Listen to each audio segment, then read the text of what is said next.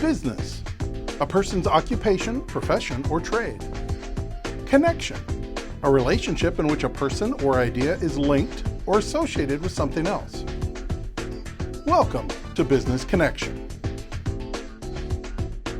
Each week, our program will offer inspiration to navigate the business world. Information you can use to succeed in any field.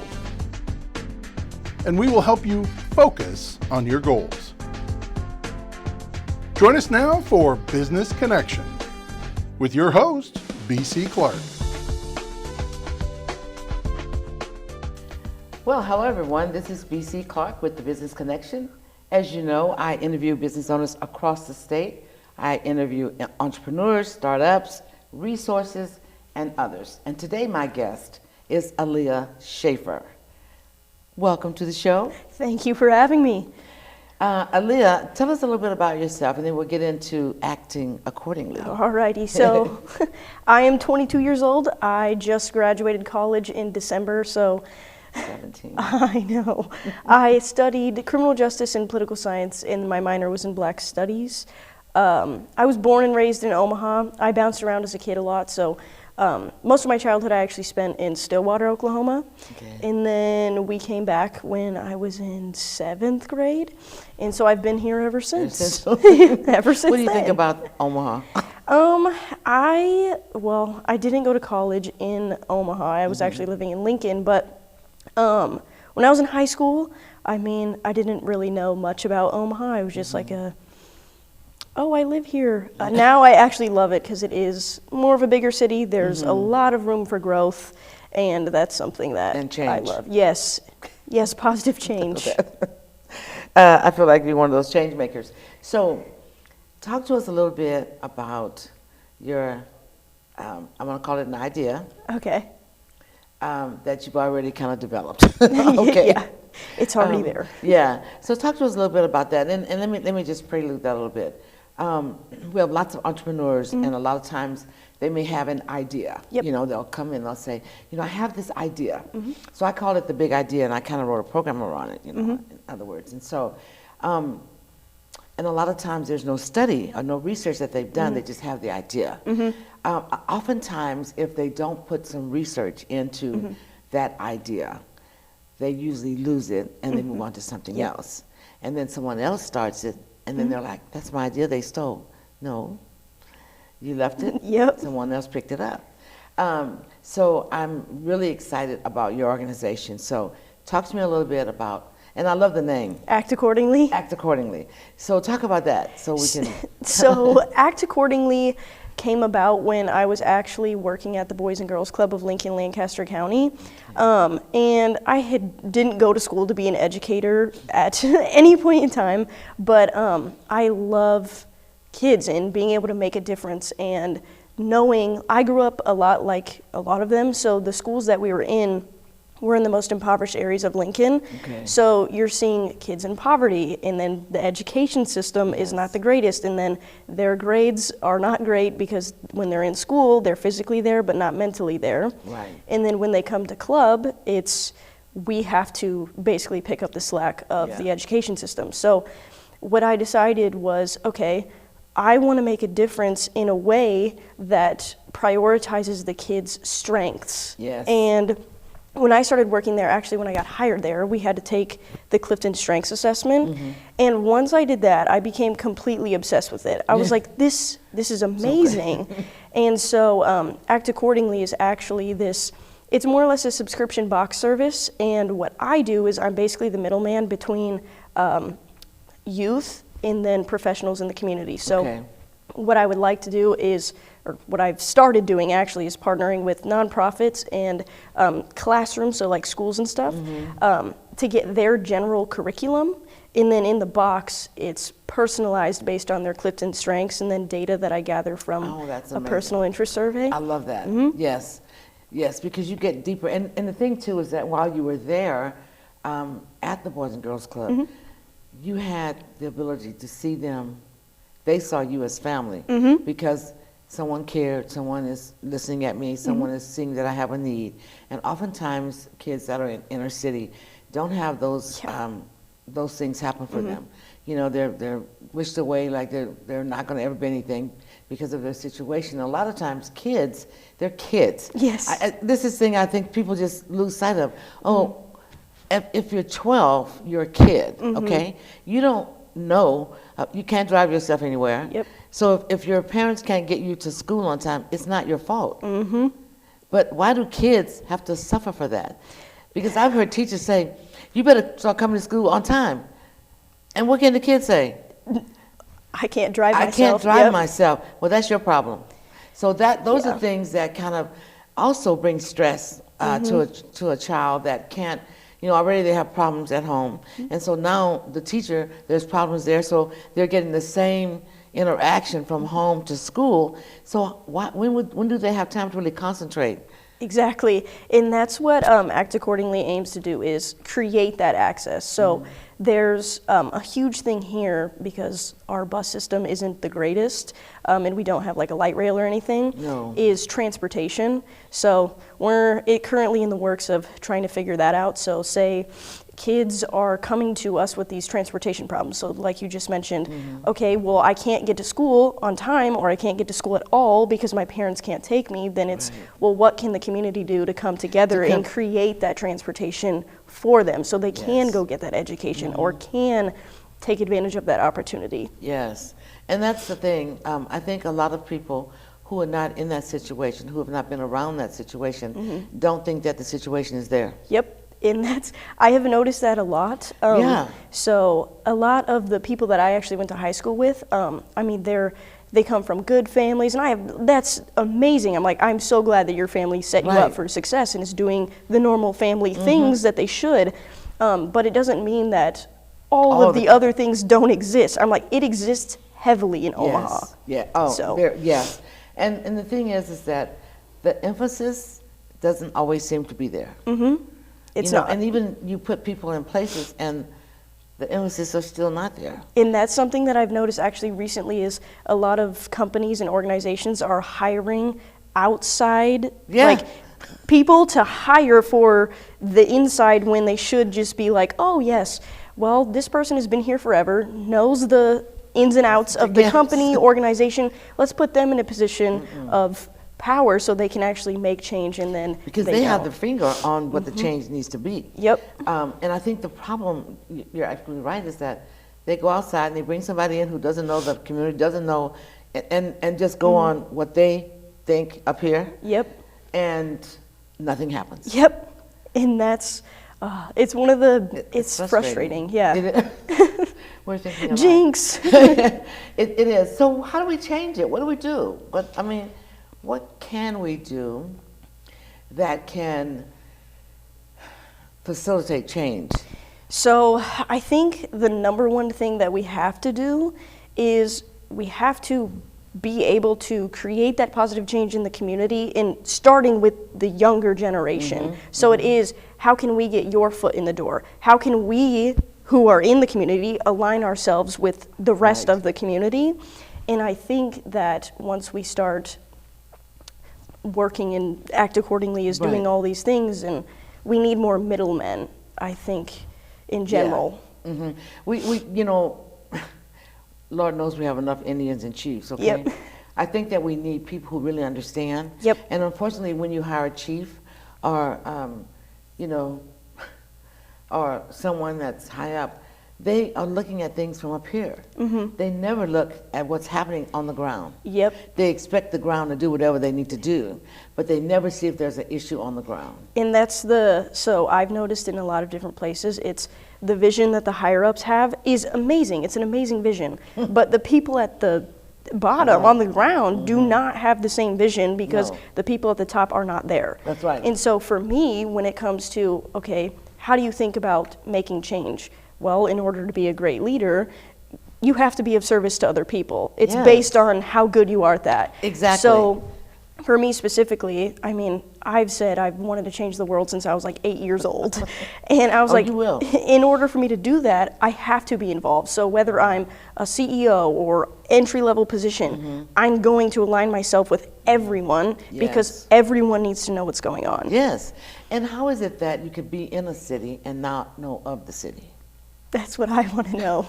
Because I mean, I look at, you know, I look at the leaders in different communities, and I see some change happening in certain places. And I don't always see change happening in Omaha. Yep.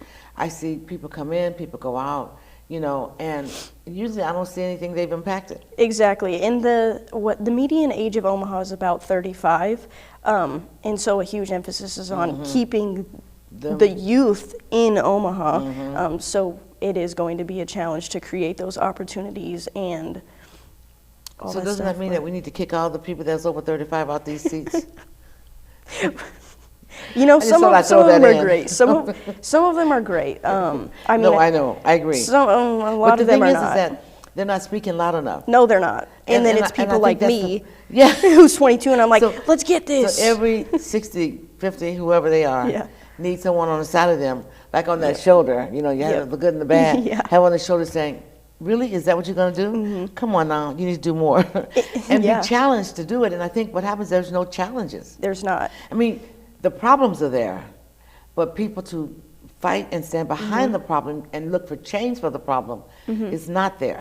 And that's one thing that, so in regards to Clifton's strengths, so my number 5 is command. I don't know if you know anything about Clifton's I strengths. had but Clifton. There we go. Okay, so what that means is like the first step in resolution is confrontation. And I don't mean like I'm going to be arguing with you all day, No, but it's professional. I'm going to say something. Yeah. And if I have a whole team of people coming to me and are like, these are my problems, but I know that they're not going to say something, I'm going to say it. that, yeah. And I'm like, this is a problem and it needs to be fixed. Yes. So if more people could do that or at least align, Themselves. yes, then change would happen. I think that a lot of times when we put people in positions and we don't exactly share with them what problem we want them to solve, then it just becomes status quo. Yep. And they do whatever the last person did, so nothing changes. Yep. I think that when you want to bring someone in to do real change, it has to be someone that understands what change needs to happen. And oftentimes there isn't. There isn't someone that comes in Yeah. and, you know, and I mean, they come in, they tell you they know about change, and then then they want to change things the way they want them changed, and Yep. it never trickles down to the actual problem that they need to solve. Yep, and because a lot of the problems are also community problems. Absolutely. Yep. Yes. And you know, unfortunately, a lot of times too, they have community leaders that people trust and what have you, and oftentimes they're not doing what they need to do since they have the voice Yep, to make the change that needs to be made. exactly. But they do surface things that people can see that doesn't Yep. have the impact to change the things that are underlying. Yeah. You and understand what that's- I'm saying? Yes, I do. And that's so, in terms of community leaders, if you're a community leader, why does your community not have a voice? And, you know, and that's something that's like, I would That's be the question I've asked banging for a long banging on my community's doors, being like, hey, what do you guys think? What is a problem that exists? Do you have ideas to solve the problem? Because the more What that can you we do give to the help? community that opportunity, it's like you're creating another community within itself. But you know what happens? The leaders bring in their own ideas. And that's And the community think that they're involved, but they're not. exactly. And those decisions are made without the community, although the community thinks that they are involved, and the impact that they should have doesn't happen. Doesn't at all. It's the same. Have you ever heard the quote? It's like, yeah, and then you're just not in a meeting that you're supposed to be invited to. All the decisions get made in this meeting, and next thing you know, everything's blown up. Yeah. So what do we need to do? Because, you know, I feel like, you know, you have the propensity to have a huge impact in a lot of areas that of need, and whether it's with the youth or, and as you get older, you know, because people say, well, she's just a kid. Yep. You're not just a kid. You are an adult. Thank you. Okay? And the thing is that you have ideas and you see problems that other people are not resolving. And so you are going to speak about that. So just get ready to be to hear these kinds of names: loose cannon, woman, Angry woman. yeah, all those things, and you're not. So you just got to Yeah. remember. So the thing that I really love about Act Accordingly is that it's a mindset change, and that's what needs to happen with our youth. Yes. So talk a little more about that. So I have noticed, okay, so the way I grew up, I didn't really have a choice. It was more or less like a zero options mentality. So I had that too. it was. So what, I was born at 2 pounds and 1 ounce. My mom every single day was like, you came to this world fighting, you're gonna leave fighting. I never knew my biological dad. The dad that I grew up with was suffered from addiction, alcoholism, all that stuff. And then when I was 16, my mom died of cancer. So in terms of, I knew that there were things that I wanted to do, and I was so lucky to have my mom. And I know that a lot of kids don't have the greatest of parents. You don't get to choose that. And with my dad, he was the type of person that's like, you know, living paycheck to paycheck is normal and blah, blah, blah, blah, blah. And I'm like, no, it's not. So then I don't know what flipped in my mind of, you know what, you're gonna go to college, you're gonna be a first-gen college kid, you're gonna create something that's long-lasting and actually helps people, and you have no other option. It's that or what happens if you don't. Right. And I'm more terrified of what happens if I don't than what happens if I do. Yes, yes. So, and that is a very good excuse me, position to be in. Because when you don't do what you're being called to do, a lot of other things happen that shouldn't happen. exactly, and it's just you have to learn the same lesson over and over and over. And in terms of mindset for like youth or even the entire country at this point, it amplified the comfortability of people during COVID. Yeah. So now, I mean, we're in a recession. Yeah. It's going to get bad. There's all of these things happening, all these companies laying people off. We have technology replacing human beings. Yes. People don't trust companies, all of these things. And it's just like, okay, how do we change the mindset? They need to know what they're good at, and they need to know that we appreciate you as an individual. Yes. And so that's what the aim is with Getting the back mindset. to bare facts. That we have something that we can affect, change within our youth. Yes. And that's what we're going to be promoting. And I'm proud to say that MOWBC is collaborating with you, and we're excited for the change and being able to go into the schools and do the things that we can do together. Yes. You know, bringing things in. And so I'm just ecstatic about that. I really super am. excited. Because I really think it's going to be the impact that we're looking for, you and I both, in our youth. Yes. Right? And being able to show them, like, because we have like the young entrepreneur girls right now, giving them the opportunity to know information that they wouldn't hear in school, understand about personal development, because they can't teach everything in school, Yeah. understanding and learning about professional development, even having opportunity to hear that, hey, you can be a business owner. Yeah. And most of them say, I can be a business owner. Yes, you can be a business owner. Yeah. You know, and so we teach all of that, you know, under the Young Entrepreneur Girls Program. And you know, we've had mothers come to us and say, well, I have a son, you know, he's 10, can he come? And, you know, we was like, after this cohort, we're going to do that. So we, after the last cohort, we kind of stopped, and we're in a lull where we're trying to redesign the program a little bit, but we are going to do a summer camp. It'll be 3 weeks this summer, and it'll be Monday through Friday, and it'll be all day. And we're going to do the same thing. We're going to have activities, but we're going to talk about personal development. We're going to talk about professional development, because this is stuff that they need to know. Yes. And if, you know, I mean, and to me, if you can't teach them about how to have great hygiene, how to have confidence in themselves, then we're wasting money on programs where they're going and doing activities all day. Yep. Because they have to live. They do. They don't have to go in the world and accept their assignment and be able to fulfill it.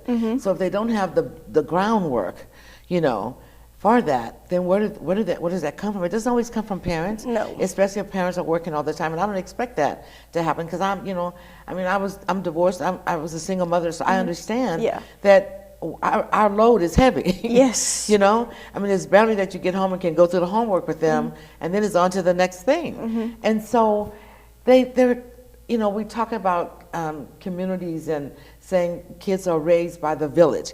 Well, okay, what village that's where? raising them? Because nowadays, the village that I grew up with, I'm telling you, they knew when you came in, they knew when you went out, Yep. and they were on the phone with your parents. Yeah, they got home on time. You know what I mean? Yeah. You know, and if you did something wrong and your parents were wrong, they whipped you. Exactly. Okay, Yeah. really helped us to understand who we were and who we weren't. Yes. So I think that today we don't have that. No, we don't. You know, we have a lot of kids who want to do great, but they don't have support. Yeah, they don't have the support, and then when they do anything good, it's a participation award. And Yes. it's everyone's getting rewarded for everything. I'm Yeah. like, I'm confused. Yeah, right. And then the ones who are really trying, they usually get unrecognized because, you know, they don't look like the person they want to look like to be able to get that prize. Yep. So we have a lot of issues, and I'm hoping that, and I always believe that one person can make a change. I feel like that when I started the Metro Omaha Women's Business Center, that there were so many women trying to start their businesses, and at that time, back in 2003, and so there wasn't a lot of resources that women knew about. And if there was some that did know about it, it was some other people that already had businesses that was helping them. It wasn't like it was widespread, like you can go and get help from everybody. You you made a lot of mistakes in your early days of business, but you never gave up. And so I think that that's what I kept thinking. If I start Metro Omaha Women's Business Center, then we can share the things that we didn't have, but now that we know about with the women who are just coming up and doing those things. And it's been 15 years that we've been doing that.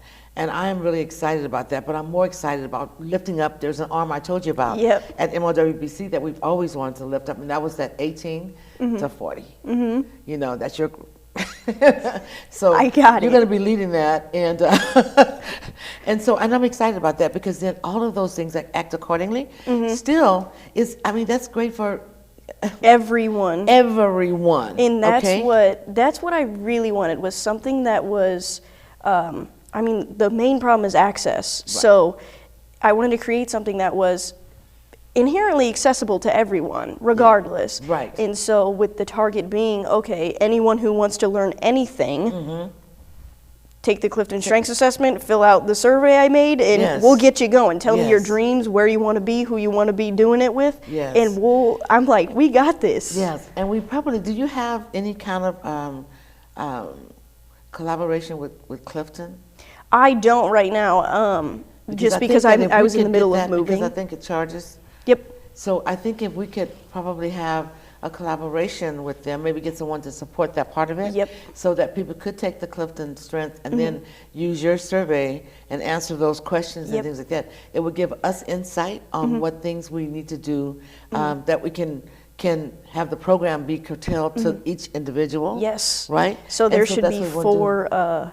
It's actually interesting that you brought that up. So when I was at the Boys and Girls Club, I was like, I just feel like I should restructure the entire program. And so I ended up restructuring it to be in the 4 domains for the Clifton Strengths, because I mean, normally you have like 4 semesters. Right. So it'd be execution, relationship building, strategic, influencing. So within each of those, regardless of what your strengths are, like your strengths could be predominantly in relationship building, but you still have to learn how to leverage those into the other ones. Absolutely. And so that's what that would be for. And then based on their personal interests, that's where you'll see all the different curriculum and stuff like that coming into play, but still in those 4 Yes, areas. those 4 areas.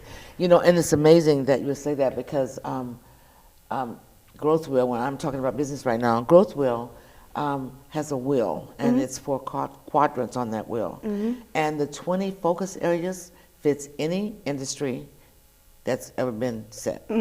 Because that's just lets us know that if you can focus on where the problem is, then you can change things. Yes. And that's what I feel like Act Accordingly will do. Again, you have the 4 quadrants, right? And so that's why I feel like it's important and necessary, and could be used by anyone, not just youth. I mean, 50, 60, whoever. Yep. You know, because, I mean, let's face it, today, you don't have seniors just sitting around. No, you don't. They're all involved in stuff, right?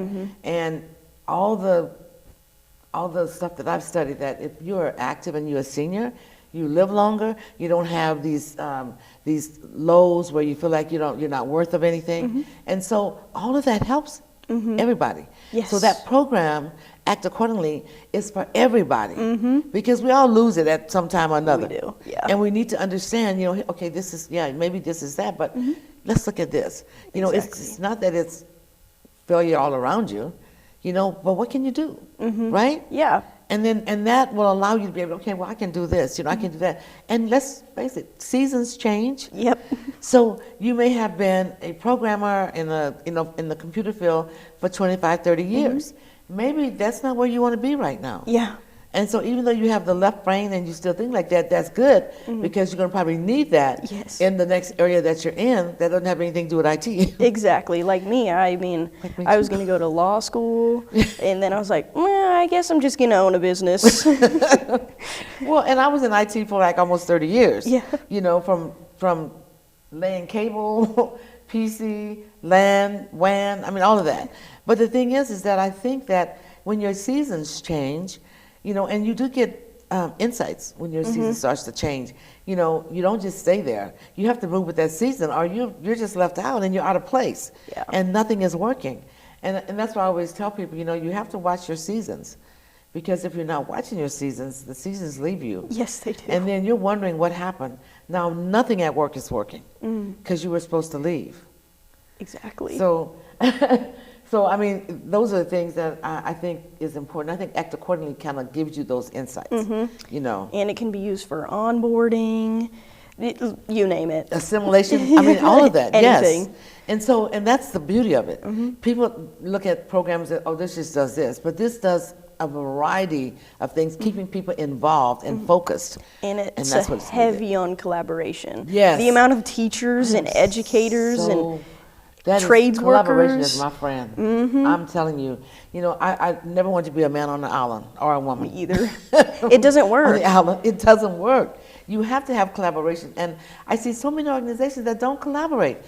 They only want you to come to their stuff, but they won't come to yours. Yes. It's just crazy. So that's not collaboration. When I think I mentioned the other day to you that when I graduated, I was actually supposed to go to New Orleans, but I was supposed to be working on a regenerative development community center.